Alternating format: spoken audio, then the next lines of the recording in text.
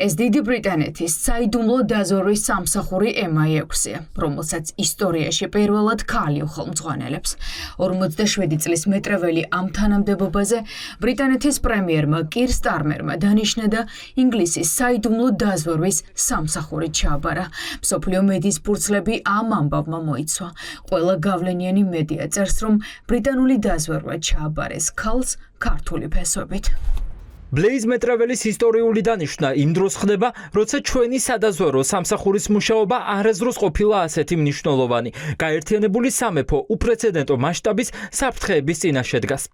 მინდა მადლობა გადავუხადო სერ რიჩარდ მურს, მისი თავდადებული სამსახურისთვის და ვიცი, რომ Blaze განაგრძობს ჩვენი ქვეყნის დასაცავად და ჩვენი ხალხის უსაფრთხოებისთვის საჭირო შესანიშნავი ლიდერობის უზრუნველყოფას, რაც ჩემი ცვლილებების გეგმის საფუძველია. ეს საჯარო წყაროებში Blaze მეტრეველის ერთადერთი გავრცელებული ფოტოსურათია.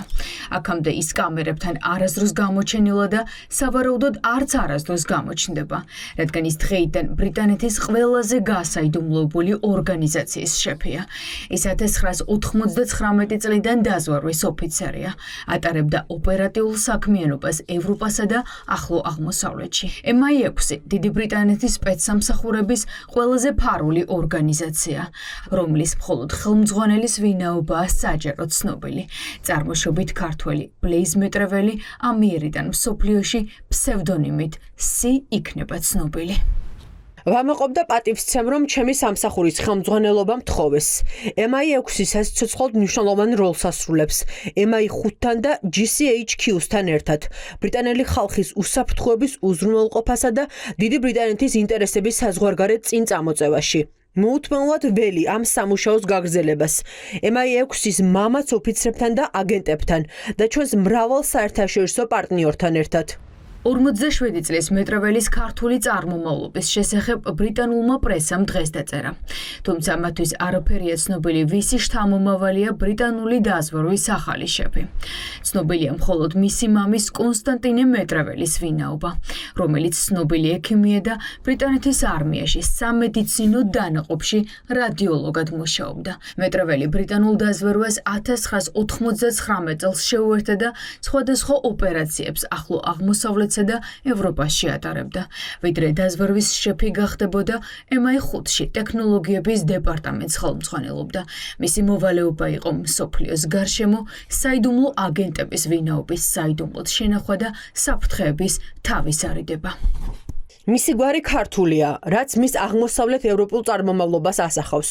კოლეგები ამბობენ, რომ ის შესანიშნავად ფლობს არაბულ ენას და აქვს ახლო აღმოსავლეთში, მათ შორის საომარ ზონებში მუშაობის დიდი გამოცდილება.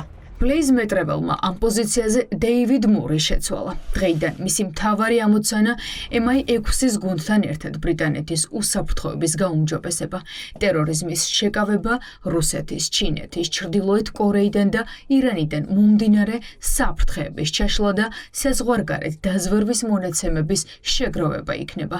მეტრეველის დანიშვნას ისტორიული უწოდა ბრიტანეთის პრემიერმა და საგარეო საქმეთა მინისტრმა იმ ფონზე, როცა მსოფლიო გლობალურ არასტაბილურობას ებრძვის.